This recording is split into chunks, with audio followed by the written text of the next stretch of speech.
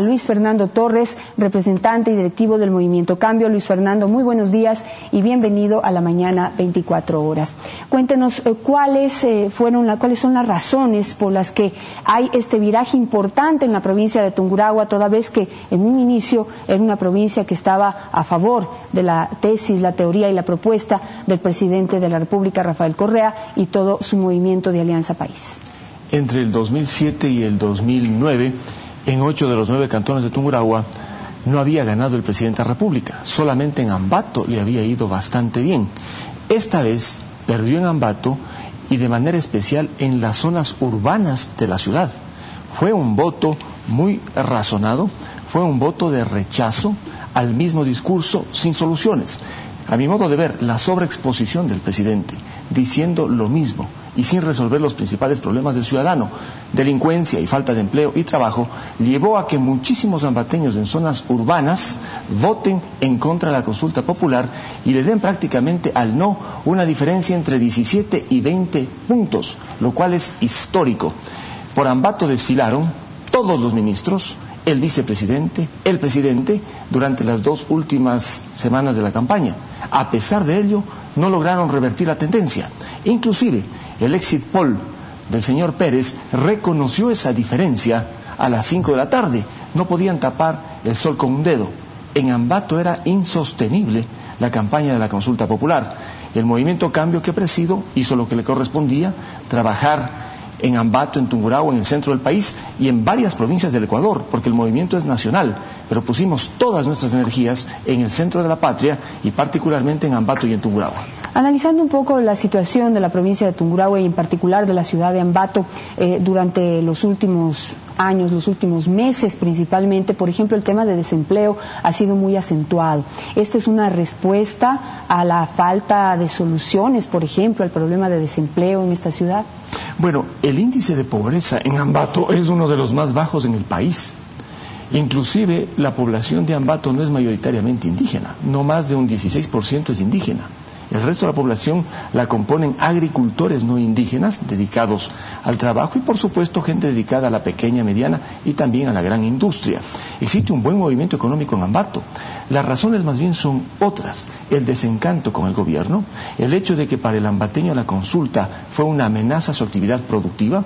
El ambateño es muy independiente, muy dueño de sí mismo, con un altísimo sentido de la propiedad privada, cosmopolita en su visión del país y del mundo. Y la consulta representaba todo lo contrario en cada una de sus preguntas. En el tema de los toros, restricción a libertades.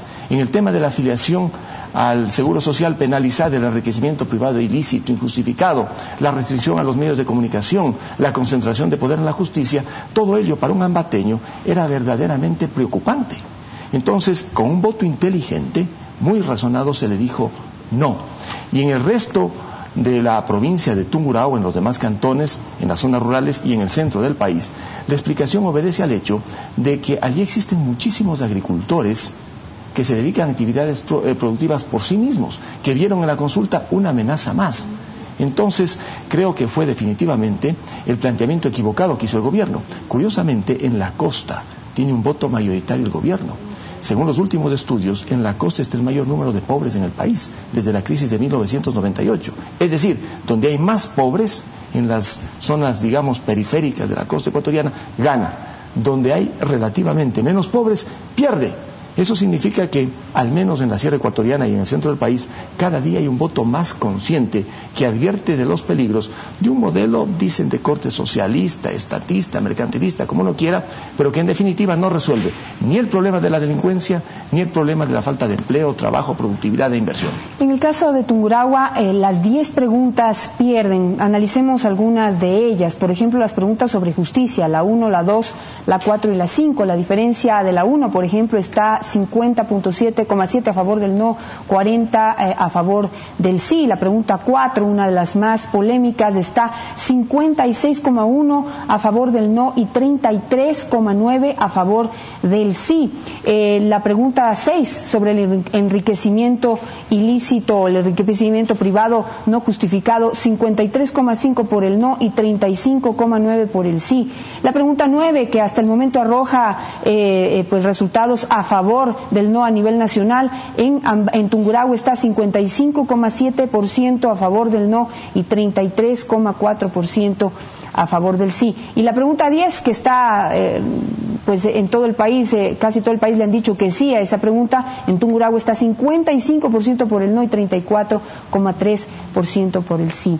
¿Cuánto ha influido la actitud agresiva, no solamente del gobierno nacional, sino del resto de miembros de este gobierno frente a la población, digamos, los apresamientos de las personas que se han manifestado, pues, públicamente en contra del presidente de la República o frente a él, le han manifestado su oposición? ¿Cuánto ha podido influir también esta conducta agresiva del presidente de la República? Bueno, muchísimo, porque frente a ese estilo existe un cansancio, un agotamiento. El ambateño, como le digo, a diferencia de otros ecuatorianos, no es empleado, es dueño de sí mismo, tiene su propio negocio, su propia actividad. Cuando se levanta, quiere estar definitivamente vinculado a un trabajo que lo hace uno mismo, genera plazas de trabajo, empleo. Y cuando hay un estilo gubernamental arrogante, prepotente, fuerte, se sorprende, se enoja. El efecto del apresamiento de la señora en Riobamba fue, al menos en Ambato y en Tungurahua, de gran magnitud. Entre las mujeres hubo una gran solidaridad, porque la señora que fue apresada en Riobamba era además una pequeña empresaria. Luego vinieron las cadenas de televisión para decir que no ha afiliado, que no ha pagado impuestos. La gente dijo, bueno, ¿qué es esto? Si eso le pasa a la señora, el día de mañana me puede pasar a mí. El problema del coronel Carrión es otro. Por su esposa, digamos, la gran cruzada que ella lleva para que su esposo sea sometida a una justicia de verdad, también ha motivado muchísimo allá a mujeres, a jóvenes y a nuevas generaciones de ecuatorianos. Mire usted, en las preguntas sobre libertad de prensa, en Ambato y en Tungurahua la diferencia casi llega a 23 puntos. Es que allá la gente le gusta que le informen todo, que los periodistas sean valientes, duros, porque el ciudadano sabe que con periodistas valientes, duros, que no son amenazados con juicios, gana. Mientras si los periodistas no tienen la valentía necesaria, el ciudadano pierde. Allá, como en todo el Ecuador, se quiere respirar más libertad en todo. Que sea cada uno el que decida, que ve, que no ve, pero que no le den haciendo las cosas. ¿Qué es lo que, digamos, en este momento, por ejemplo, el movimiento Cambio y demás fuerzas alineadas por el no en la provincia de Tungurahua y en otras provincias en las que su movimiento, usted manifiesta, ha trabajado, qué es lo que harán de aquí en adelante para que se haga respetar esa voluntad pues tan evidente, tan, digamos, firme en contra de la propuesta de gobierno? Mire, la mitad del país está en contra de la consulta, en contra del gobierno y en contra del presidente de la República.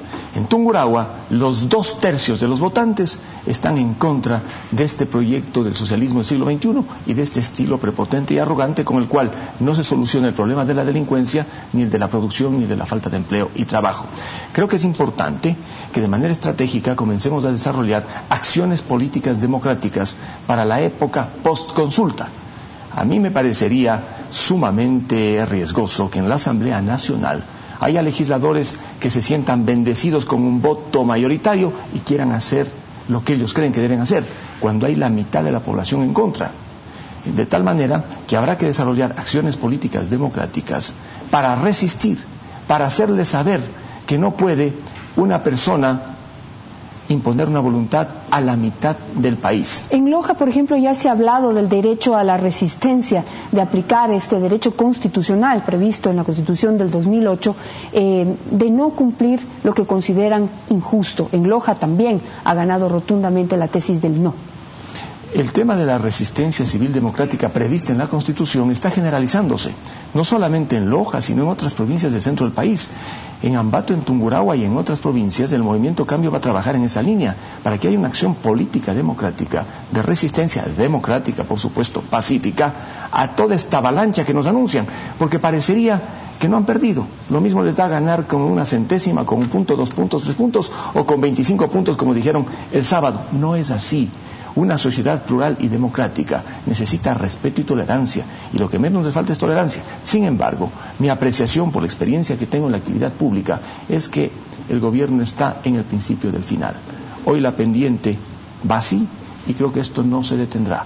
Poco a poco se irán deteriorando, y veo que no tienen instrumentos metodológicos, argumentales, y sobre todo propositivos para detener la caída. Cuidado, somos triunfalistas también los que estamos al otro lado. Y usted muy bien dijo al inicio de su entrevista, no triunfalismo. Hay que ser sensatos, moderados, prudentes, medir los efectos. Y el movimiento Cambio que presido a nivel nacional, créame que tiene el firme convencimiento de combatir democráticamente a este modelo socialista que está terminando con el empleo, con el trabajo y con la seguridad en el país.